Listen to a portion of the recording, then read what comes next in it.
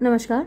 Treasure chest की 5 stories और 6 stories और 5 पोइम्स मैं पहले करवा चुकी हूँ और सीक्वेंस वाइज तो मुझे आज ये 6th पोइम द ब्रुक करानी चाहिए और मैं वही करवाने भी वाली थी, लेकिन जब मैंने आपकी वर्कबुक देखी तो उसमें वर्कबुक में तो द ब्रुक दे नहीं रखी जो आपकी 9th की वर्कबुक है, उसमें नेक्स्ट पोइम हॉन्टेड हाउसेस दे रखी है। इसका मतलब जो आपकी ये पोइम्स हैं the brook, on killing a tree, और ये सारी पोइम्स नेक्स्ट ईयर आएंगी, यानी कि 2025 में, है ना।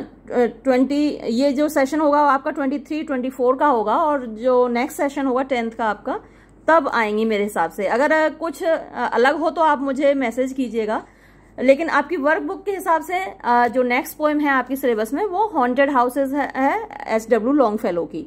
तो आज के इस वीडियो में मैं वही पोएम कराऊंगी और कोशिश करूंगी। जो स्किम्बल शैंक्स का थोड़ा सा पार्ट रह गया था, गलती से मैंने पेज ही नहीं पलटा, और वो ये आपकी सेकंड पोएम है स्किम्बल शैंक्स द रेलवे कैट, इसका थोड़ा पार्ट रह गया था, वो भी मैं इसी वीडियो में इंक्लूड करने की कोशिश करूंगी। तो हॉन्टेड शब्द अपने आप में बड़ा डरावना है। हॉन्टेड हाउसेस यानी भूतिया घर। आपने देखा होगा, फिल्मों में देखा होगा, वो पुरानी हवेली, उसमें 100 साल से वो बंद पड़ी है और 50 उसमें कोई मौत हुई थी, उसकी आत्मा वहीं पर घूमती रहती है और वो किसी को उस घर में आने नहीं देती। वो एक फिल्म भी बनी थी भूतनाथ, तो उसमें जो भूत था, अच्छा भूत था, बंकू भैया के साथ वो मजे से खेलता था भूतनाथ, अमिताभ बच्चन ने वो रोल प्ले किया था। तो यहाँ जो इस पोएम में भूत हैं वो उसी तरीके के हैं, भूतनाथ टाइप के अच्छे वाले भूत हैं। SW लॉन्गफेलो का ये मानना है, या फिर जो स्पीकर है, जो नरेटर है इस पोएम में, वो एक ओमनिशिएंट नरेटर है, यानी उसको सब मालूम है। और हो सकता है कि जो भूत हैं उन्हीं में से एक वो भी हो, क्योंकि यहाँ क्लियर नहीं है कि जो नरेट कर रहा है पोएम को वो कौन है। तो इनका मानना है कि जो जिन घरों में लोग रहे हैं और उन्हीं घरों में उनकी मृत्यु हुई है, उनकी सोल्स वहां से कभी नहीं जाती, उनकी स्पिरिट्स वहीं रहती हैं और लेकिन हमको दिखाई नहीं देती हैं, ये मानना है। लेकिन वो हार्मलेस होते हैं, किसी को नुकसान नहीं पहुंचाते। चलिए देखते हैं, पोएम बहुत अच्छी है, आपको पसंद आएगी, चाहे आपके सिलेबस में हो या ना हो। All houses wherein men have lived and died are haunted houses. Through the open doors the harmless phantoms on their errands glide with feet that make no sound upon the doors. जैसे हमारे यहाँ हिंदू धर्म में विश्वास किया जाता है कि मरने वाले की आत्मा 13 दिन तक उसी घर में रहती है, फिर जब हम 13वीं कर देते हैं उनकी तो फिर वो आत्माएं चली जाती हैं। लेकिन SW लॉन्गफेलो का कहना है कि ऑल हाउसेस, कि वो सारे घर, वेयर इन, जिनमें के मैन हैव लिव्ड, लोग जिए हैं, एंड डाइड, और उन्हीं घरों में मरे हैं, आर हॉन्टेड हाउसेस, वो घर भूतिया होते हैं, यानी उनकी सोल्स, उनकी स्पिरिट्स उन्हीं घरों में रहती हैं। देखिए, किसी घर में जहां हम लंबे समय तक रह लेते हैं, उस घर से हमें अटैचमेंट हो जाता है, और खासकर अगर वो घर हमने खुद बनाया हो, एक एक ईंट हमने लगाई हो, उस घर को हमने सजाया हो ना, तो नेचुरली उससे अटैचमेंट हो जाता है, उस घर से हमारा जाने का मन नहीं करता, छोड़ने का मन नहीं होता। तो ये जो सोल्स हैं वो सोल्स हैं जिनका मन नहीं करता, मरने के बाद भी वो उस घर से अटैच्ड हैं, उसे छोड़ने का मन नहीं होता उनका, तो वो वहीं पर रहती हैं। Through the open doors, through माने में से होकर, किस में से होकर, द ओपन डोर्स, खुले हुए दरवाजों में से होकर, द हार्मलेस, हार्मलेस यानी इनोक्यूअस होते हैं, ये किसी को चोट नहीं पहुंचाते। वैसे तो आपने भूत देखे होंगे, बड़े डरावने और बड़ा परेशान करके रख देते हैं, ऊपर छत पे उठा के मारते हैं, नीचे धरती में उठा के मारते हैं, उड़ा ले जाते हैं। और लेकिन ये वाले जो भूत हैं बड़े अच्छे भूत हैं, किसी को नुकसान नहीं पहुंचाते, हार्मलेस हैं। फैंटम्स माने भूत, the harmless phantoms on their errands glide, errands होते हैं काम, तो ग्लाइड माने तैरते रहते हैं, अपने काम करते रहते हैं, तैरते रहते हैं, इधर से उधर घूमते रहते हैं। जैसे वो जब जिंदा थे तब घर में इधर से उधर चलते फिरते रहते थे, घूमते रहते थे, उसी तरीके से वो अब भी अपने काम करते रहते हैं और घर में ग्लाइड करते रहते हैं, घूमते रहते हैं, तैरते रहते हैं। ग्लाइड माने तैरना होता है। बिल्कुल आवाज किए बिना। With feet that make no sound upon the floors, यानी ऐसे कदमों से, विद फीट माने ऐसे कदमों से, ऐसे स्टेप से, ऐसे पैरों से, दैट मेक नो साउंड, जो कि कोई आवाज नहीं करते, कोई आहट नहीं करते, अपॉन द फ्लोर्स, फर्श पर। तो जब हम चलते हैं तो हमारी कदमों की आहट होती है ना, फुट स्टेप्स जब हमारे रखते हैं तो उसकी आहट आती है, लेकिन ये इतनी चुपचाप घूमते रहते हैं कि कोई आहट नहीं आती। यानी जो प्रेजेंट ऑक्यूपेंट्स होते हैं उस घर के, इस वक्त जो रह रहे होते हैं, उनको बिल्कुल इस बात का इल्म ही नहीं होता कि यहाँ कोई रह भी रहा है, हमारे अलावा भी कोई रह रहा है। तो इतनी खूबसूरती से, इतनी चुपचाप, इतनी शांति से वो इस घर में चलते रहते हैं। नेक्स्ट स्टैंजा देखिए, we meet them at the doorway, we meet हम मिलते हैं, दैम उनसे, एट द डोरवे चौखट पर, दरवाजे पर, ऑन द स्टेयर सीढ़ियों पर, अलोंग द पैसेजेस रास्तों में, वरांडों में, गलियारों में, दे कम एंड गो वो आते जाते रहते हैं, लेकिन हमें इल्म नहीं होता, हमें एहसास नहीं होता। इम्पल्पेबल इम्प्रेशंस ऑन द एयर, मतलब कि जिनको हम छू नहीं सकते, इम्पल्पेबल यानी जो सॉलिड नहीं है, जिनको हम छू नहीं सकते, इम्प्रेशंस इफेक्ट्स होते हैं, प्रभाव होते हैं, या फिर उनकी एग्जिस्टेंस, ऑन द एयर हवा में, तो वो हवा में घूमते रहते हैं, तैरते रहते हैं, चलते रहते हैं, लेकिन हम उनको छू नहीं सकते, देख नहीं सकते, रियलाइज नहीं कर सकते। A sense of something moving to and fro, लेकिन एक हल्की सी भनक होती है, एक सेंस मतलब एक एहसास है ऑफ समथिंग, किसी चीज का, मूविंग जो चल रही है, टू एंड फ्रो का मतलब इधर से उधर। तो मतलब हम उनको छू नहीं सकते, देख नहीं सकते, लेकिन उनकी एक मौजूदगी है। जैसे हवा होती है ना, हम जिस कमरे में बैठे हैं उसमें हवा है, लेकिन हमको महसूस नहीं हो रही है, चल नहीं रही है, दिख नहीं रही है, छू नहीं सकते हमको। तो उनकी जो मौजूदगी है, उनकी जो प्रेजेंस है, उनकी जो एग्जिस्टेंस है इस घर में, वो उसी तरीके की है ना। इम्पल्पेबल इम्प्रेशंस हैं उनके, जो हम छू नहीं सकते, ऐसा उनका अस्तित्व है। लेकिन a sense of something moving to and fro, किसी चीज का एहसास होता है जो इधर से उधर घूम रही है। यानी जो हमारे पूर्वज हैं, हम जिस घर में रह रहे हैं, अगर वो हमारा पुश्तैनी मकान है तो उसमें हमारे जो पुराने पूर्वज हैं, हमारे दादा के पिताजी, परदादा, उनके दादा, उन सब की जो रूहें हैं, उन सब की जो आत्माएं हैं, वो कहीं ना कहीं घूम रही हैं उस घर में, क्योंकि इतनी ज़्यादा अटैच्ड हैं वो हम लोगों से कि वो जा ही नहीं सकती। नेक्स्ट स्टेंजा देखिए, डर मत जाइएगा अगर आप अपने पुश्तैनी मकान में रह रहे हैं और आप ये सोचें कि मैडम ने बोला है या एसडब्ल्यू लॉन्गफेलो ने बोला है तो यहाँ हमारे घर में भूत है। तो वो जो है एक तरीके से मेमोरीज होती हैं, वो कहीं ना कहीं हमारे ब्लड में तो है ही ना। इतना तो आप जानते ही हैं कि जो हमारे पूर्वज हैं वो हमारे ब्लड में हैं, हमारे फेस पर हैं। जो हमारे फीचर्स होते हैं, फेशियल फीचर्स होते हैं, वो देखिएगा आपके पूर्वजों से मिलते हैं। आपकी दादी कहती है ये तो बिल्कुल अपने दादा पे गया है, ये तो बिल्कुल अपने परदादा पे गया है, ऐसा आपने बोलते हुए सुना होगा, क्योंकि वो कहीं ना कहीं हमारे अंदर जिंदा रहते हैं। हम जो हमारे जीन्स हैं उनमें वो हमारे अंदर जिंदा हैं।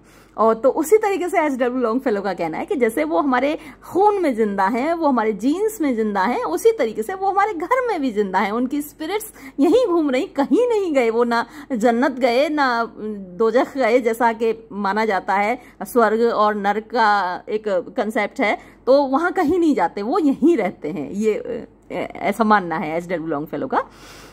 अब देखिए नेक्स्ट स्टेंजा देखिए, There are more guests at table than the host invited. यानी there are more guests, ज्यादा मेहमान होते हैं at table, मेज पर, than, उससे ज्यादा, किससे ज्यादा, the host invited, जितना मेजबान ने इनवाइट किए हैं, जिनको निमंत्रण दिया है कि भाई आओ खाना खाओ हमारे साथ बैठ के, तो हमने इनवाइट किया 2 लोगों को, पता चला मेहमान हैं वहां पे 100-150। कैसे? भाई कुछ मेहमान वो भी तो हैं टेबल पर जिनको आपने इनवाइट नहीं किया, जो पहले से ही हैं, जिनका मानना है कि भैया घर हमारा है, ये हमने बनाया था ये, और आपको हमें बुलाने की जरूरत थोड़ी है ना, हम तो ऑलरेडी यहाँ हैं। तो देयर आर मोर गेस्ट, ज्यादा मेहमान होते हैं और टेबल मेज पर देन द होस्ट इनवाइटेड, जितना कि मेजबान ने इनवाइट किए हैं, बुलाया है। The illuminated hall is thronged with quiet, inoffensive ghosts, as silent as the pictures on the wall. वाह क्या खूबसूरत तस्वीर है, देखिए। The illuminated माने जगमगाता हुआ, हॉल वो कमरा, यानी जो आपका डाइनिंग हॉल है, जिसमें आपकी डाइनिंग टेबल पड़ी हुई है और आप डिनर लेने जा रहे हैं, आपने मेहमानों को इनवाइट किया हुआ है, तो उस इल्यूमिनेटेड हॉल में, उस रोशन कमरे में, उस डाइनिंग हॉल में इज थ्रॉन्ग्ड, यानी वो कमरा, वो जो आपका भोजन कक्ष है, इज थ्रॉन्ग्ड माने वो भरा हुआ है, विद क्वाइट, शांत, इनऑफेंसिव, जो आपको कोई कष्ट नहीं पहुंचाते, कोई चोट नहीं पहुंचाते, ऐसे गोस्ट से, ऐसे भूतों से, ऐसी रूहों से, ऐसी आत्माओं से। एज साइलेंट, जो इतने शांत होते हैं, as the pictures on the wall, जितनी कि आपकी दीवार पर टंगी हुई तस्वीरें हैं। तो अक्सर दीवार पर टंगी हुई तस्वीरों में भी हमारे फोर फादर्स होते हैं ना, एंसेस्टर्स होते हैं, हमारे दादा की तस्वीर होती है, परदादा की तस्वीर होती है, जिनके पास अवेलेबल है, उनके लगी हुई हैं। खासकर जो राजघराने हैं उनमें आपने देखा होगा, जब आप विजिट करने जाते हैं बड़े बड़े महलों को, बड़े बड़े राजाओं के किलों को विजिट करने जाते हैं, तो वहाँ पर आप देखते हैं कि उनके पूर्वजों की तस्वीरें लगी हुई हैं। तो वो तस्वीरें जितनी शांत हैं दीवार पर लगी हुई, उतने ही शांत वो भी हैं, आपकी डाइनिंग टेबल पर हैं आपके साथ, लेकिन you can not see them, आप उनका एहसास कर सकते हैं अगर सच्चे दिल से आप करना चाहें तो। चलिए नेक्स्ट स्टेंजा देखते हैं। The stranger at my fire side can not see the forms I see. अब मैं जो शुरुआत में आपसे कहा था कि जो नरेटर है यहाँ पर वो खुद भी एक स्पिरिट हो सकता है, खुद भी एक भूत हो सकता है, क्योंकि यहाँ बता या तो गया नहीं है कि कौन है नरेटर। तो अब ये जो लाइन है जो आप मेरे साथ पढ़ रहे हैं, इससे जाहिर होता है कि जो नरेटर है वो खुद भी एक भूत हो सकता है। क्यों? उसने क्या कहा? द स्ट्रेंजर, वो अजनबी, एट माई फायर साइड, जो मेरी फायर साइड यानी जो आग है, वेस्टर्न कंट्रीज में, यूरोपियन कंट्रीज में जहाँ पर बहुत ठंड पड़ती है तो घर में हमेशा आग जलती रहती है गर्माहट देने के लिए। तो जो मेरी आग के पास अजनबी बैठा है, कैन नॉट सी, वो नहीं देख सकता, द फॉर्म्स, उन आकृतियों को, उन फैंटम्स को, उन लोगों को आई सी, जिन्हें मैं देख रहा हूं। तो भाई भूत जिसको दिखाई दे रहे हैं वो खुद भी, इसका मतलब एक भूत है, वो खुद भी फायर साइड पे बैठा है, उसको दिखाई दे रहे हैं। बाकी जो लिविंग बींग्स हैं जो वहां पर हैं, उस आग के चारों ओर ताप रहे हैं, उनको तो नहीं दिखाई दे रहे। Nor here the sounds I hear, nor ना ही हियर वो सुन सकते हैं, द साउंड्स उन आवाजों को, आई हियर जिनको मैं सुन रहा हूं। इसका मतलब क्या हुआ भाई? तुम भी भूत हो जो हमें सुना रहे हो ये कहानी, तभी तो तुम सुन सकते हो उन आवाजों को। जब लिविंग बीइंग नहीं सुन सकते, तुम सुन सकते हो, इट मीन्स आप भी उन्हीं में से एक हो। ही बट परसीव्स व्हाट इज, ही वो बंदा जिसको स्ट्रेंजर बोला है, अजनबी बोला है। अब यहाँ स्ट्रेंजर का मतलब भी आप दो निकाल सकते हैं। एक तो वो लोग जो उस घर में रह रहे हैं, ये अजनबी हैं उन लोगों से जो कि पहले ऑक्यूपेंट्स थे इस घर के, यानी जो मर चुके हैं, जिनकी आत्माएं यहाँ घूम रही हैं, तो उनके लिए ये स्ट्रेंजर हैं। या फिर कोई मेहमान जो आया है इस घर में, अजनबी आया है, उसके लिए बात हो सकती है। तो ही बट परसीव्स, तो वो बंदा, द स्ट्रेंजर जिसको कहा गया है यहाँ पर, बट माने केवल, ओनली, परसीव्स माने वॉचेस, देखता है, व्हाट इज जो है, यानी जो कंक्रीट है, एक तो होता है एब्स्ट्रैक्ट जो आपको दिखाई नहीं देता, अमूर्त हिंदी में बोला जाता है, और एक होता है कंक्रीट जिसको हिंदी में मूर्त बोला जाता है, जिसको आप छू सकते हैं, देख सकते हैं, सूंघ सकते हैं अपनी आंखों से, सुन सकते हैं कानों से, तो वो कंक्रीट कहा जाता है। तो ही बट परसीव्स व्हाट इज, तो वो केवल उन्हीं चीजों को देख सकता है जो कि हैं, मतलब कि जो कंक्रीट हैं, जो कि मूर्त हैं, जो कि सॉलिड हैं।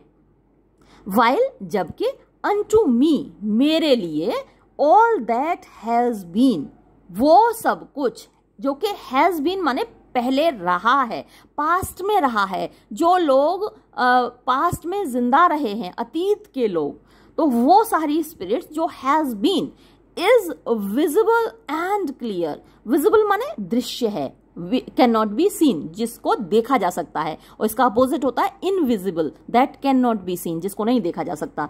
तो जो अतीत का है वो मेरे लिए विजिबल है, यानी दृश्य है, एंड क्लियर, और स्पष्ट है, साफ दिखाई दे रहा है मुझे। वो सोल्स, वो लोग जो अतीत में इस घर में रहे हैं, वो मुझे साफ दिखाई दे रहे हैं। इसका मतलब भाई तू भी उन्हीं में से एक है। चलिए आगे बढ़ते हैं। We have no title deeds to houses or lands. Owners and occupants of earlier dates from graves forgotten stretch their dusty hands and hold in mortmain still their old estates.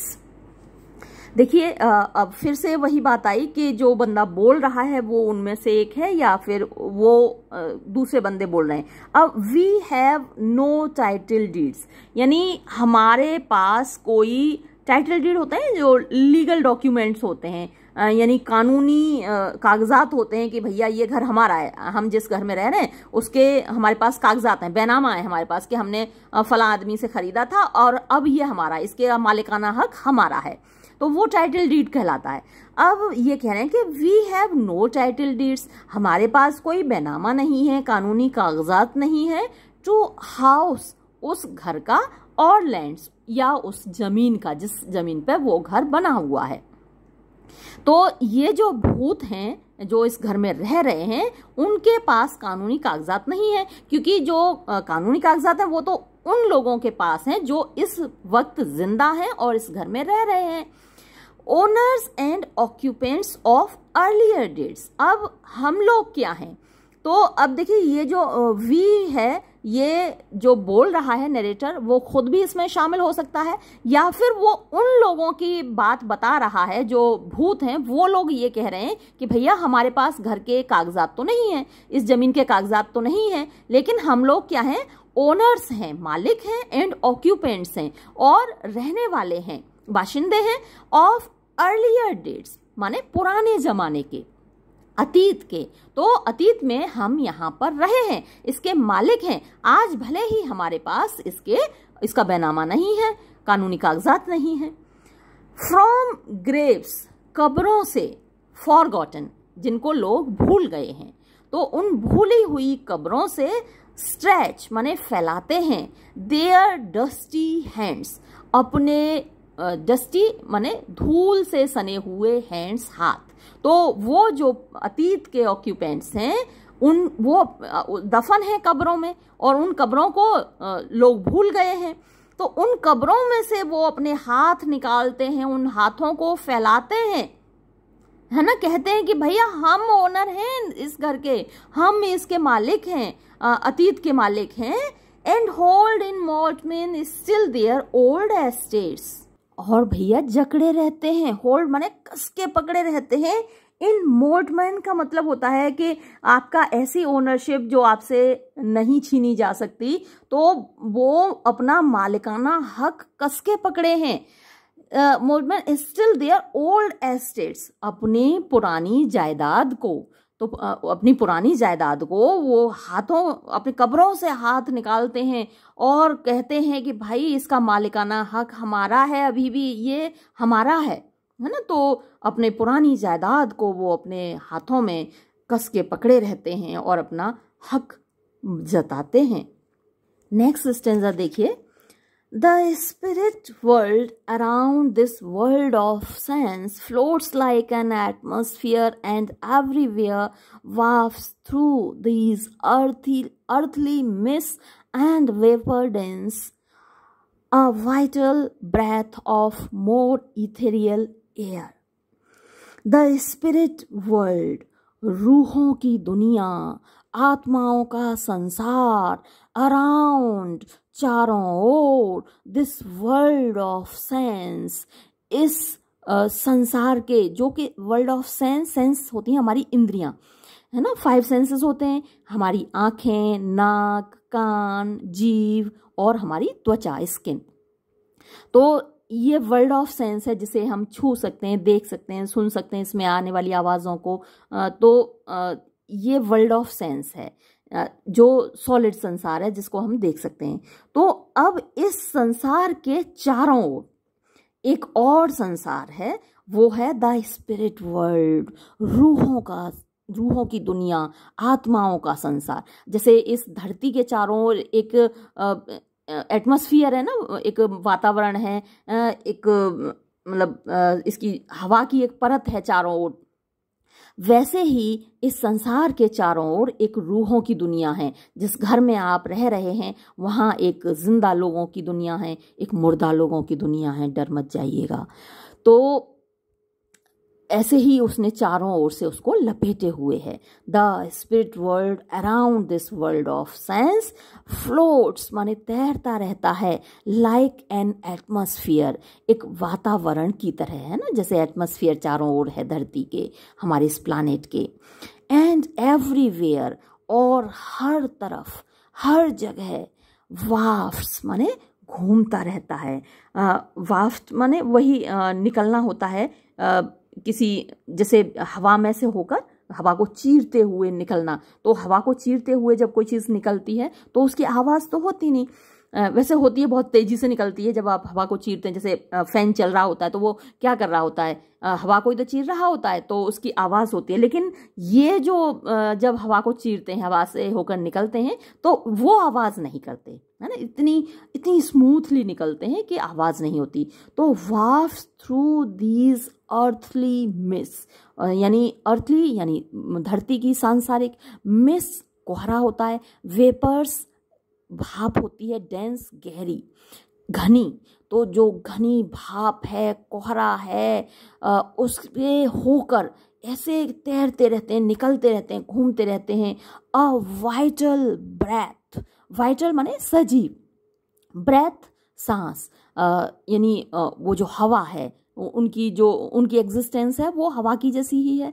Of more ethereal air, यानी ये जो लोग हैं वो किसके बने हुए हैं, ईथर के बने हुए हैं। बहुत ज़्यादा डेलिकेट, ईथर होता है एक डिवाइन सब्सटेंस है, तो वो बहुत ज़्यादा डेलिकेट है, बहुत हल्का है, उसको छूना और आँखों से देखना वो पॉसिबल नहीं है। तो बहुत ज़्यादा डिवाइन एयर के वो बने होते हैं, दैवीय हवा से वो बने होते हैं, है ना। इथेरियल मतलब कि बहुत ज़्यादा डेलिकेट, बहुत ज़्यादा नाजुक, डिवाइन तरीके के बने होते हैं। सेलेस्टियल आप कह सकते हैं, सेलेस्टियल हवा के बने होते हैं, पवित्र हवा के बने हुए होते हैं, जिसको आप स्वर्ग की हवा कह सकते हैं, उससे वो बने होते हैं। जो ईथर मटेरियल होता है वो डिवाइन मटेरियल होता है, सेलेस्टियल मटेरियल होता है। नेक्स्ट स्टेंजा देखिए, Our little lives are kept in equipoise by opposite attractions and desires, the struggle of the instinct that enjoys and the more noble instinct that aspires. Our little lives, हमारी छोटी जिंदगियां। देखिए छोटी क्यों बोला, बाद में सोल की जिंदगी तो बहुत लंबी है ना। अब यहाँ पर जैसे दिखाया, जो फैंटम्स हैं, जो स्पिरिट्स हैं, यहाँ पर हमारे दादा परदादाओं की जो मतलब सैकड़ों साल पहले मर गए, हज़ारों साल पहले मर गए, यानी जितना पुराना मकान है, अगर आपका 100 साल पुराना मकान है, 200 साल पुराना मकान है, तो उस दौरान जो लोग इस घर में मरे हैं वो आपके साथ ही रह रहे हैं। घर छोड़कर मत भाग जाइएगा। कल सोचें कि अपना बोरिया बिस्तरा उठा के भाग लें कि हमारा घर पुश्तैनी है तो इसमें वो रह रहे हैं। तो अब इसको आर लिटिल लाइव्स क्यों बोला कि हम तो भाई हमारी ज़िंदगी कितनी होती है, कुछ लोग 60 की उम्र में चले जाते हैं, 70, 80, 90, 100 या 100 से 1-2 साल और कोई जी जाएगा, 100 साल मैक्सिमम होती है। तो ये हमारा लिटिल लाइव्स है। लेकिन हमारे घर में जो लोग रह रहे हैं हो सकता है वो 400 साल से रह रहे हों, जिनकी सोल्स हमारे आसपास घूम रही हैं वो 400 साल से जी रही हैं, तो उनकी उम्र लंबी होती है। सोल तो कभी मरती नहीं ना, सोल तो इमॉर्टल होती है। तो आर लिटिल लाइव्स, हमारी छोटी जिंदगियां, are kept in equipoise, are kept उनको रखा जाता है। इन इक्विपोइज का मतलब होता है बैलेंस, संतुलन, संतुलन में उनको रखा जाता है। किसके द्वारा? By opposite attractions and desires. Opposite माने विरोधी, विरोधी स्वभाव के। अट्रैक्शंस होते हैं आकर्षण और डिजायर्स होती हैं इच्छाएं। आपने देखा होगा मतलब आप जब से होश संभालते हैं तब से आपको महसूस होने लगता है कि दो विरोधी इच्छाएं आपके अंदर होती हैं। जैसे कि आप मोबाइल जब आपके हाथ में आता है तो आपकी बहुत मन करता है गेम खेल लें, यार एक मैच तो हो ही जाए, एक गेम तो हो ही जाए। जैसे चेस खेलने का आपको चस्का है तो एक मैच तो हो जाए यार। लेकिन दूसरी तरफ किताबें रखी होती हैं और आपको लगता है यार कल का होमवर्क करना है और मैडम डांटेंगी, केमिस्ट्री फिजिक्स जान खाने को पड़े हुए हैं और यार उनको पढ़ लें। लेकिन ये आपके दिमाग में एक रस्साकसी चलती रहती, टग ऑफ वॉर हमेशा चलता रहता है कि पढ़ लें कि गेम खेल लें, पढ़ लें कि गेम खेल लें। उधर मम्मी डांट रही होती हैं, बेटा पढ़ ले, अब मम्मी बस एक मैच, मम्मी बस एक मैच। तो ये अपोजिट अट्रैक्शंस और डिजायर्स होते हैं और ये बड़े होने तक चलता। अभी तो आप छोटे बच्चे हैं, जब आप बड़े होंगे तब भी यही रहेगा, ये रिश्वत ले लूं कि नहीं लूं। आपकी कॉन्शियंस कहेगी कि नहीं भाई रिश्वत लेना बुरी बात है, आप जिस पद पर बैठे हैं उसका काम करिए बिना रिश्वत लिए। लेकिन जब दूसरे लोग ले रहे होते हैं आपका भी मन करता है। और या फिर ऐसे ही हर जगह आपको लगेगा कि एक आपका मन कह रहा होगा कि भाई ये बात काम मत कर, गलत है। दूसरा मन आपका है अरे यार कर ले, सभी कर रहे हैं, है ना, वो भी तो कर रहे हैं, वो भी तो कर रहे हैं, इधर के लोग भी तो ये चीजें आपको अपनी अपनी ओर खींचती हैं, दोनों अपोजिट होते हैं। तो अब ये क्या कह रहा है कि हमारी लाइफ को इक्विपोइज यही चीजें देती हैं। यानी पूरा अगर काला होगा तो भी अच्छा नहीं, पूरा अगर सफेद होगा तो भी अच्छा नहीं है। लाइफ में दोनों चीजें चलती रहती हैं, उसी से बैलेंस बना रहता है। यानी अच्छाई भी तब तक अच्छाई है जब तक सामने आपको बुराई नहीं दिख रही, है ना। तो ज्यादा अच्छाई भी एक लिमिट से ऊपर जाकर वो भी एक बुराई बन जाती है। तो वो कह रहे हैं कि by opposite attractions and desires, विरोधाभासी आकर्षणों से, अट्रैक्शंस वो होते हैं जो हमें अपनी ओर खींचते हैं, डाइवर्जेंस होते हैं, डिस्ट्रैक्शंस होते हैं, और डिजायर्स हमारी इच्छाएं होती हैं कि भाई ये भी हो वो भी हो, और नहीं हो तो छीन लो। मोबाइल अपने पास नहीं है तो सामने वाले का चुरा लो, जेब काट लो उसकी, उसके पास पैसा है हमारे पास नहीं है उसका पर्स मार लो। तो ये सारी इच्छाएं होती हैं और आपका कॉन्शियस आपको हमेशा रोक रहा होता है ऐसा करने से। The struggle of the instinct that enjoys, यानी एक स्ट्रगल होता है, संघर्ष होता है, ऑफ द इंस्टिंक्ट, उस इंस्टिंक्ट क्या होती हैं? आपके अंदर होती हैं, जो आप जिन चीज़ों को आप लेकर पैदा होते हैं, पैदाइशी आपके अंदर जो चीज़ें होती हैं, इच्छाएं होती हैं, जो आदतें होती हैं, वो इंस्टिंक्ट्स कहलाती हैं। तो एक वो इंस्टिंक्ट है जो संघर्ष करती है, दैट एंजॉयज, और इस दुनिया के मजे लेती है। संघर्ष करती है और इस दुनिया के मजे लेती है, यानी कमाती है, खर्च करती है। वर्ड्सवर्थ इस बात को लेके बहुत रोता है कि हमारे दो ही काम हैं इस दुनिया में आने के बाद, कि how to earn and how to spend, है ना, getting and spending, we lay waste our parts, ऐसा वो कहता है। The world is too much with us, एक बहुत अच्छी पोएम है, आपने ना पढ़ी हो तो मेरे चैनल पे ही है, आप पढ़ सकते हैं। तो ये हमारा संघर्ष होता है कि of the instinct that enjoys, जो मजे लेती है, उस इंस्टिंक्ट का, उस आदत का संघर्ष हमें देखने को मिलता है। तो एक तो ये है, और दूसरी है and the more noble instinct, और एक होती है ज्यादा नोबल माने श्रेष्ठ, बेटर, ग्रेटर, इंस्टिंक्ट, इच्छा, दैट एस्पायर्स, जो कि एस्पायर माने ऊंचा उठने की कोशिश करती है हमेशा। तो एक इंस्टिंक्ट हमारी होती है जो हम इस दुनिया के मजे लेना चाहते हैं, एंजॉय करना चाहते हैं, और दूसरी इंस्टिंक्ट होती है हम कुछ डिवाइन अचीव करना चाहते हैं, कुछ मीनिंगफुल करना चाहते हैं। आपने देखा होगा अपनी लाइफ में कुछ लोग बहुत मीनिंगफुल काम करना चाहते हैं, उनको जैसे न तो टीवी देखने में या सीरियल देखने में या फिल्में देखने में या कुछ भी ऐसा एंजॉय करने में उनको आनंद नहीं आता। वो कुछ अच्छा करना चाहते हैं, कुछ ग्रेट करना चाहते हैं, इस संसार को कुछ देना चाहते हैं। और कुछ लोग ऐसे होते हैं जो हमेशा इस संसार से कुछ लेना चाहते हैं। आपने कई लोगों को कहते हुए सुना होगा, इस देश ने हमको क्या दिया है, इस देश ने हमारे लिए क्या किया है। लेकिन दूसरी तरफ आपको ऐसे लोग भी होंगे जो हमेशा ये सोचते रहते हैं कि इस देश को हम क्या दे दें, इस दुनिया के लिए हम क्या कर दें, इस इंसानियत के लिए हम क्या कर सकते हैं। वो हमेशा इस जुगाड़ में रहते हैं। कुछ लोग ये कोशिश में रहते हैं कि क्या हम ले सकते हैं सामने वाले से। तो ये संघर्ष ये हमेशा चलता रहता है ना। तो ये इक्विपोइज रखता है, ये संसार का भी बैलेंस बनाए रखता है। बाज लोग अच्छे हैं, बाज लोग खराब हैं। कुछ लोग छीनने में, दूसरों का छीनने में उनको मजा आता है, कुछ लोगों को दूसरों को देने में अच्छा लगता है। तो ये एक दुनिया इसी तरीके से बैलेंस इसका बना रहता है, और इसी तरीके से हमारे अंदर का, हमारी पर्सनैलिटी का, हमारे लाइफ का बैलेंस भी इसी से बना रहता है। हम सभी लोगों के अंदर एक शैतान होता है, एक भगवान होता है। तो हम शैतान को प्रमोट करें या हम अपने अंदर के भगवान को प्रमोट करें, ये हमारे ऊपर डिपेंड करता है। लेकिन इंस्टिंक्ट्स दोनों तरीके की हमारे अंदर होती हैं और वो हमारी जिंदगी का बैलेंस बनाकर चलती हैं। नेक्स्ट सेंटेंस देखिए, these perturbations, this perpetual jar of earthly wants and aspirations high, come from the influence of an unseen star, an undiscovered planet in our sky. These perturbations यही जो हलचल है, यही जो अनईजीनेस है, यही जो बेचैनी है, यही जो चिंता है, these perturbations यानी ये बेचैनियाँ, ये चिंताएं, दिस परपेचुअल जार, परपेचुअल कभी खत्म न होने वाला। जार के दो मीनिंग हैं। एक तो जो जार आप देखते हैं जिसमें आप सामान रखते हैं, एक जार का मतलब शोर शराबा भी होता है ना, हलचल भी होती है। तो यहाँ जार का वो वाला अर्थ नहीं है जिसमें मर्तबान होता है, जिसमें आप सामान रख लेते हैं। यहाँ जार का मतलब वही शोर शराबा, वही हलचल, वही बेचैनी, वही उथल पुथल। तो ये हमेशा चलने वाली उथल पुथल, ये हमेशा रहने वाली बेचैनी ऑफ अर्थली वॉन्ट्स।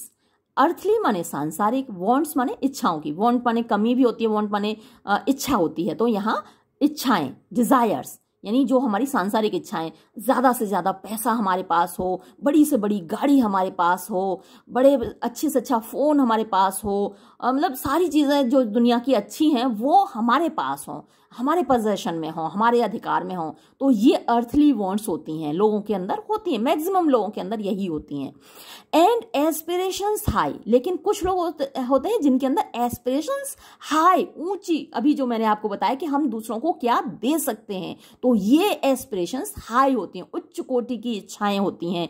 दुनिया के लिए क्या कर दें हम, ये एक जज्बा होता है, इंसानियत का जज्बा होता है। आपने बहुत लोगों में देखा होगा, और याद उन्हीं को रखा जाता है। आप देखिए सारी दुनिया में जो एक इज्जत से नाम लिया जाता है, सम्मान से नाम लिया जाता है, जिनको सम्मान से याद किया जाता है, इंसान रहे थे वो अपने जिंदगी में, लेकिन बाद में हमारे लिए भगवान बन जाते हैं, हम उनको पूजते हैं, हम उनके जैसा बनना चाहते हैं। वही लोग होते हैं जिनकी एस्पिरेशंस हाई होती हैं, जिन्होंने हमेशा ये सोचा कि हम इंसानियत को क्या दे सकते हैं, और जिन्होंने ये सोचा कि हम इंसानियत से क्या ले सकते हैं, दूसरे से क्या छीन सकते हैं। उनको हम ना तो उनकी जिंदगी में इज्जत देते हैं, भले ही वो अलग बात है कि भाई पैसे वाला कोई आया है तो उनको थोड़ी दिखावे की इज्जत होती है, लेकिन दिल से जो इज्जत करते हैं हम उन्हीं लोगों की करते हैं जो अपना जीवन दूसरों के लिए जीते हैं, जो वसुधैव कुटुंबकम में अपना विश्वास रखते हैं, सारी दुनिया को अपना परिवार मानते हैं और हर बंदे की मदद करते हैं, हर इंसान की मदद करते हैं, सारी दुनिया के लिए कुछ करना चाहते हैं। तो ये एस्पिरेशंस हाई होती हैं। अब इनके बीच में हमेशा संघर्ष चलता रहता है ना, कुछ लोग दूसरों को छीनने में, कुछ लोग दूसरों को देने में। तो of earthly wants and aspirations high come from the influence of an unseen star. अब H.W. लॉन्गफेलो का ये मानना है कि ये जो इच्छाएं होती हैं, अलग अलग लोगों की अलग अलग इच्छाएं, कुछ लोगों की सोल्स इतनी रिफाइंड, इतनी अच्छी होती हैं, इतनी सोफिस्टिकेटेड होती हैं, वो पैदाइशी पता नहीं परोपकारी पैदा होते हैं कि उनमें बचपन से ही कुछ अच्छी क्वालिटीज होती हैं, कुछ वो आगे अपने आप को पॉलिश कर लेते हैं, अपने आप को और सुधार लेते हैं, अपने आप को और महान बना लेते हैं। तो H.W. लॉन्गफेलो का कहना है कि ये जो चीजें आती हैं, अर्थली वांट्स और एस्पिरेशंस हाई, ये come from the influence. Influence होता है इफेक्ट, प्रभाव। किसके प्रभाव से आती है? ऑफ एन अनसीन स्टार, एक अनदेखे सितारे से। यानी हम कहते हैं ना हमारे भाग्य का सितारा बुलंद है, तो हर किसी के भाग्य का एक सितारा होता है। तो इनका कहना है कि वो किसी एक सितारे से आती हैं ये इच्छाएं। कुछ लोग हैवान पैदा होते हैं, है ना, अपनी जिंदगी भर हैवान रहते हैं, दूसरों को सताना, दूसरों को लूटना, मारना, काटना, है ना, अत्याचार करना दूसरों पर, यही उनकी फितरत होती है। और कुछ लोग भगवान में पैदा होते हैं, देवता स्वरूप पैदा होते हैं, दूसरों की मदद करना, हमेशा इंसानियत के बारे में सोचना, इंसानियत की भलाई करना, हर किसी को अपना समझना, कुछ लोगों का ये फितरत होती है। तो H.W. लॉन्गफेलो का कहना है कि ये एक सब कुछ कहाँ से आता है? Come from the influence of an unseen star, एक अनदेखे सितारे का ये प्रभाव होता है। एन अनडिस्कवर्ड प्लैनेट, अनडिस्कवर्ड जिसका हम पता नहीं लगा सकते, जिसको हमने नहीं देखा, ऐसा प्लैनेट, ग्रह, इन आर स्काई, हमारे आसमान में। तो हर किसी के भाग्य का एक सितारा होता है जिससे वो बंदा अपनी जिंदगी में ऐसा बनता है, ये इनका मानना है। अगला स्टेंजा देखते हैं। And as the moon from some dark gate of cloud throws over the sea a floating bridge of light, across whose trembling planks our fancies crowd into the realm of mystery and night. बेहद खूबसूरत तस्वीर है, देखिए इन 4 lines में। And as the moon, और जब चंद्रमा, from some dark gate of cloud, बादलों के किसी अंधेरे दरवाजे से निकलकर चंद्रमा थ्रोज ओवर द सी, समंदर के ऊपर फेंकता है, अ फ्लोटिंग ब्रिज ऑफ लाइट, एक तैरता हुआ पुल रोशनी का, है ना। चंद्रमा किसी बादल के अंधेरे दरवाजे से एक पुल गिराता है नीचे को रोशनी का। Across whose trembling planks, across माने पार, यानी उस पुल पर होकर चढ़कर। whose trembling, trembling कपकपाते हुए, तो जब हवा में पुल बनेगा तो जाहिर सी बात है कि वो हिलेगा डुलेगा, हवा में लटका हुआ पुल। अगर आप गए हों ऋषिकेश तो वहाँ पर भी एक पुल है, हल्का सा हिलता डुलता है जब आप उसके ऊपर चलते हैं। तो ये, अब ये तो भाई आसमान से आ रहा है पुल, तो और भी ज़्यादा हिलेगा डुलेगा, कांपेगा।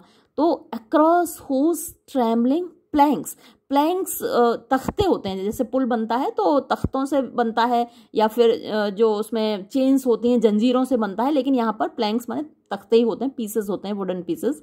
अब ये जो वुडन पीसेस हैं वो काहे के हैं? आर ट्रेम्बलिंग, ये तो रोशनी के ही है, पुल रोशनी का है। अब उस पर चलकर जाता कौन है?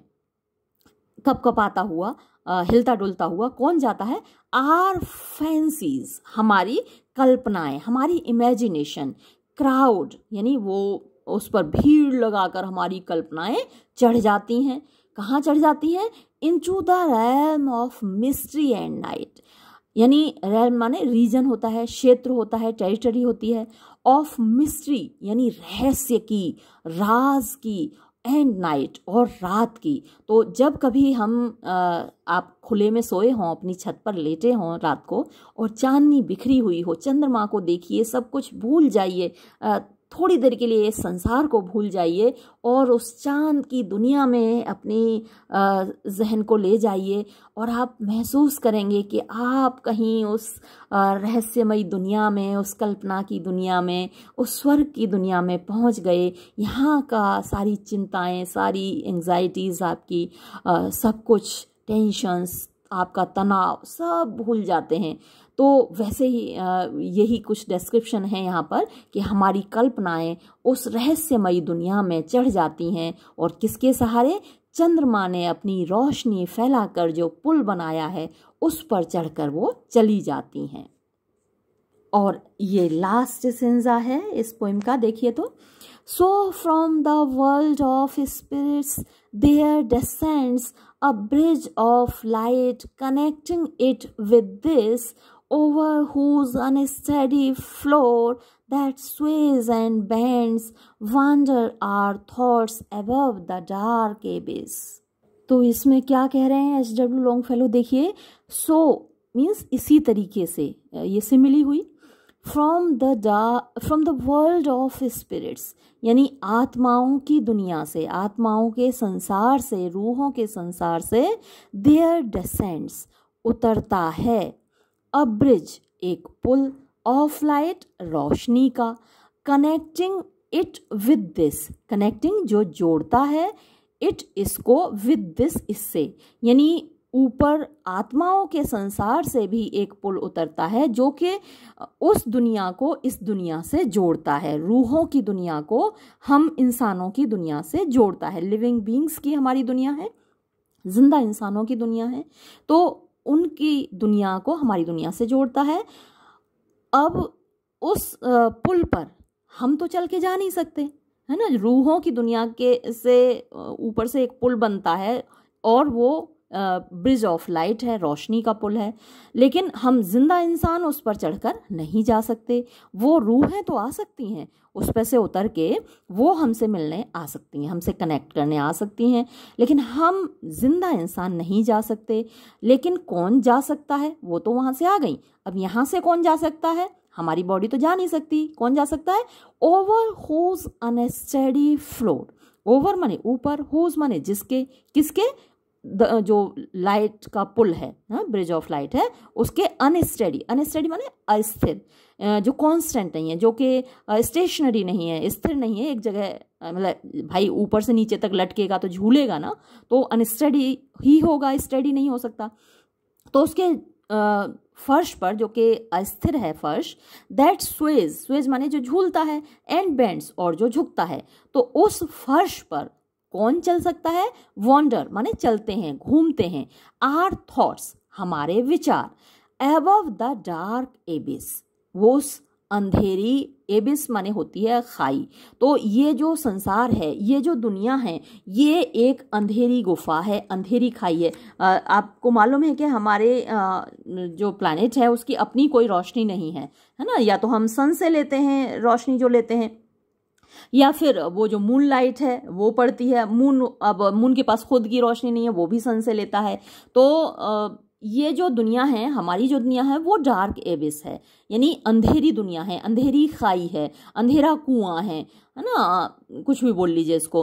तो अब उस अंधेरे कुएं के ऊपर कौन जा सकता है? वॉन्डर आर थॉट्स, हमारे विचार चलते हुए जाते हैं, कनेक्ट करने जाते हैं हमारे उन पूर्वजों से। और किस पे चल के जाते हैं? उस पुल पर चल के जाते हैं जो उस दुनिया से इस दुनिया को जोड़ने वाला पुल है, ब्रिज ऑफ लाइट है। तो हमारे थॉट्स, यानी हमारे जो पूर्वज हैं, हमारे जो एंसेस्टर्स हैं, वो कहीं ना कहीं हमारे थॉट्स में जिंदा हैं। हम उनसे कनेक्ट करते हैं। जब भी हम उनके बारे में सोचते हैं, जब भी हम आसमान की ओर देखते हैं, छत पर लेटे हुए होते हैं, तो उस चंद्रमा की रोशनी में हम उनसे कनेक्ट कर पाते हैं। हम इस दुनिया के ऊपर चले जाते हैं। हमारे थॉट्स, हम तो यहीं रहते हैं, हमारी बॉडीज तो यहीं रहती हैं, वो तो नहीं जा सकती, स्थूल है हमारे शरीर, लेकिन जो हमारे विचार हैं वो सूक्ष्म होते हैं, वो कहीं भी जा सकते हैं। तो वो ऊपर चलकर जाते हैं उस पुल पे होकर। यानी कि हम खुद भी अपने पूर्वजों के प्रभाव से खुद को मुक्त नहीं कर सकते अपने आप को, ना वो हमारे मोह से मुक्त हो पाते हैं, ना तो हमारे पूर्वजों की आत्माएं हमको छोड़ पाती हैं, और ना हम उनको छोड़ पाते हैं। हम न चाहते हुए भी, हम अगर ना भी चाहें, हम चाहें कि भाई हमें उनसे कनेक्ट नहीं होना है, हमारा उनसे कोई नाता नहीं, हमारे पूर्वज अच्छे नहीं थे, खराब थे, जैसे भी थे, हमें उनसे कनेक्ट नहीं होना है, तो भैया इस पे आपका वश नहीं चलता है। वो आपके खून में जिंदा हैं, वो आपके फीचर्स में जिंदा हैं, आपकी शक्लें उनसे मिलती हैं, आपके फेस उनसे मिलते हैं, आप उनसे कनेक्ट किए बिना रह ही नहीं सकते। आपके थॉट्स उनसे कनेक्टेड हैं, आप उनसे जुड़े हुए हैं, और वो तो आपका मोह कभी छोड़ ही नहीं सकते, है ना। उनकी आत्माएं तो कहीं ना कहीं घूमती ही रहती हैं, आपसे मिलने आती हैं, आपको आशीर्वाद देने आती हैं, है ना। तो ये एक कंसेप्ट था H.W. लॉन्गफेलो का, जो इस कविता में अभिव्यक्त हुआ। आपको अच्छा भी लगा होगा, समझ में भी आया होगा। ये कविता यहीं समाप्त होती है। अब मैंने एक थोड़ी गड़बड़ी कर दी थी, जैसा मैंने आपको बताया, स्किमल शैंक्स आपकी जो कविता थी वो, उसमें मैं पेज पलटना भूल गई, तो लास्ट की कुछ लाइंस रह गई हैं, तो मैं उनको आज यहाँ कवर करती हूँ। और वो बची हुई पोएम कवर करने से पहले मैं आपसे माफ़ी मांगना चाहूँगी। मैंने ये सॉन्टर वर्ड को अब मैंने जल्दी में उठाई ये आपकी बुक और बस पढ़ाना शुरू कर दी, ना तो मैंने कोई डिक्शनरी देखी, ना आपकी वर्क बुक देखी, तो मैंने इसका गलती से आपको ये बता दिया था कि वो तेज चलना होता है, कि then Skimble will appear and he will saunter to the rear.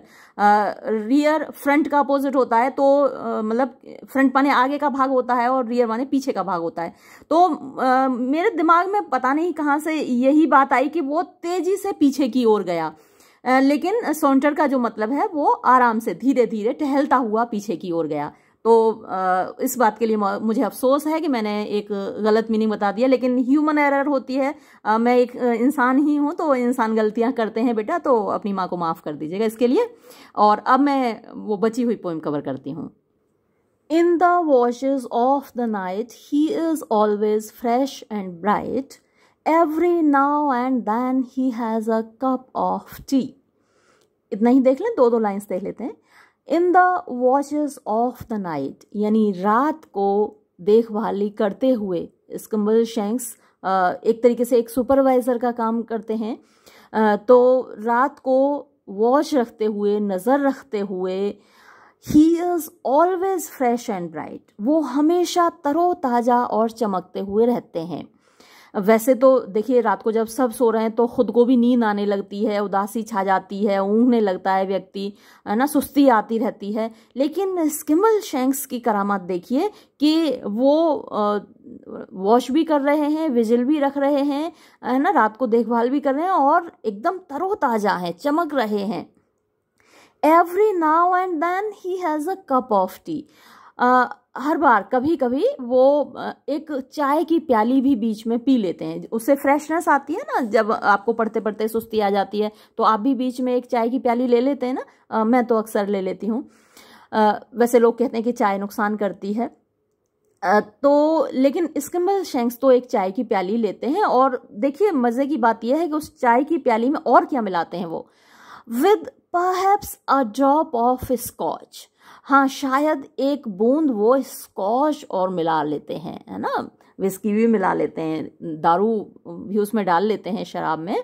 While he is keeping on the watch, जब वो वॉच रख रहे होते हैं, जब वो देखभाल कर रहे होते हैं, सुपरवाइज कर रहे होते हैं, तो वो एक प्याली चाय जिसमें एक दो बूंद स्कॉच की पड़ी होती है वो लेते रहते हैं बीच बीच में।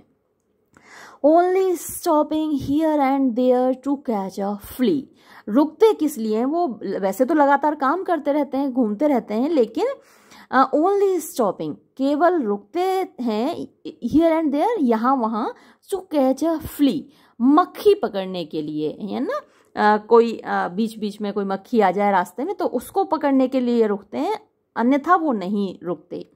तो ये बड़ा अम्यूजिंग सी बात है कि बस मक्खी पकड़ने के लिए रुकते हैं। You were fast asleep at Crewe and so you never knew, ये इंटरनल राइम होती है, ये बहुत आई है पूरी पोएम में। देखिए, क्रू और न्यू ये एक दूसरे से राइम कर रहे हैं। You were fast asleep at Crewe and so you never knew. तो आप गहरी नींद में सोए हुए थे। क्रू ये एक टाउन है, ये रेलवे स्टेशंस के नाम है, कई रेलवे स्टेशंस के नाम आएंगे अभी। तो क्रू का जो रेलवे स्टेशन था वहाँ पर यू वर फास्ट एस्लीप, आप तो गहरी नींद में सोए हुए थे। एंड सो, और इसीलिए यू नेवर न्यू, आपको कभी पता नहीं चला, आपको बिल्कुल पता नहीं चला। क्या पता नहीं चला भैया? That he was walking up and down the station, कि वो स्टेशन पर इधर उधर टहल रहे थे, इधर से उधर, ऊपर नीचे, इधर से उधर टहल रहे थे स्टेशन पर। ये आपको कभी नहीं पता चला क्योंकि आप तो गहरी नींद में सोए थे। You were sleeping all the while he was busy at Carlisle. अब भैया देखो, एक और स्टेशन आया, कार्लिसली का स्टेशन आया, वहां पर भी क्या हो रहा था? यू वर स्लीपिंग, आप तो सो रहे थे। ऑल द वाइल, पूरे समय। ही वॉज बिजी, जबकि वो बिजी थे एट कार्लिसली, कार्लिसली पर। वेयर, जहां पर ही ग्रीट्स, उन्होंने प्रणाम किया, नमस्कार किया, the station master, station master को विद इलेशन, इलेशन होती है खुशी के साथ, मुस्कुराते हुए, हंसी के साथ, खुशी के साथ उन्होंने स्टेशन मास्टर से प्रणाम किया। लेकिन आप तो बराबर नींद में सोए हुए थे घोड़े बेच के। But you saw him at Dumfries, लेकिन आपने उनको डमफ्राइज में तो देखा होगा, है ना, वहां तो देखा होगा। Where he speaks to the police, जहां वो पुलिस से बात कर रहे थे। और क्या बात कर रहे थे? If there's anything they ought to know about, कि क्या, इफ देयर इज एनीथिंग यानी क्या कोई ऐसी बात है, दे ought टू नो, जो उनको जानना चाहिए, अबाउट, जिसके बारे में। तो पुलिस से वो पूछ रहे थे क्या भैया कोई ऐसी बात है जिसके बारे में आपको जानना चाहिए, क्या कुछ कोई गड़बड़ है, क्या बात है? तो वो पुलिस से बात कर रहे थे, तो तब आपने डम फ्राइज में उनको देखा होगा। ये याद रखिएगा, एक एक लाइन याद रखिएगा, क्योंकि मल्टीपल चॉइस क्वेश्चंस जब आते हैं तो ऐसा पूछ लिया जाता है कि पुलिस से उन्होंने किस स्टेशन पर बात की, तो डम फ्राइज में उन्होंने पुलिस से बात की, ये याद रखिएगा। फिर क्या है, और ये याद रखिए, जैसे कार्लिसली में उन्होंने स्टेशन मास्टर को प्रणाम किया था, he greets the station master at Carlisle. तो ये सारी बारीकियां याद रखिएगा, एक एक स्टेशन पर कहाँ कहाँ क्या क्या हुआ है। फिर आगे बढ़ते हैं। व्हेन यू गेट टू गैलोगेट, अब ये एक और स्टेशन आया, एक और टाउन का नाम है इंग्लैंड के। तो जब आप गैलोगेट पहुंचते हैं, देखिए फिर इसमें इंटरनल राइम है। When you get to Gallowgate there you do not have to wait. तो गैलोगेट और वेट ये एक दूसरे से राइम कर रहे हैं, गेट वेट। तो जब आप गैलोगेट पहुंचते हैं, देयर, वहां पर, you do not have to wait, आपको बिल्कुल भी इंतजार नहीं करना पड़ता। फॉर, क्योंकि Skimbleshanks will help you, Skimbleshanks आपकी मदद करेंगे टू गेट आउट, नीचे उतरने में, यानी ट्रेन से आपको नीचे उतरने में वो आपकी मदद करेंगे। He gives you a wave of his long brown tail, वो जैसे आप कहीं किसी से विदा ले रहे होते हैं तो आप हाथ हिला के बाय करते हैं ना, अब इनके ये हाथ हिला के नहीं कर रहे, ये क्या हिला के बात कर रहे हैं? लॉन्ग ब्राउन टेल, अपनी लंबी कत्थई पूंछ हिलाकर वो क्या कहते हैं? He gives you a wave, wave माने हिलाना, तो वो हिलाते हैं आपकी तरफ of his long brown tail, अपनी लंबी कत्थई पूंछ। विच सेज, जो कि कहती है, यानी अपनी पूंछ से हिला के जैसे वो कह रहे हो, I will see you again, आपसे फिर मुलाकात होगी। You will meet without fail on the midnight mail, फिर से इंटरनल राइम है, देखिए, फेल मेल। तो you will meet without fail, without fail का मतलब होता है श्योरली, सर्टेनली, निश्चय ही आप मिलेंगे। On the midnight mail, midnight mail में आप मुझसे फिर मिलेंगे। The cat of the railway train, मैं कौन हूँ? The cat of the railway train, तो आप मुझसे फिर मिलेंगे और हम भी आपसे फिर मिलेंगे अगले वीडियो में। ये वीडियो हम यहीं समाप्त करेंगे। Bye bye.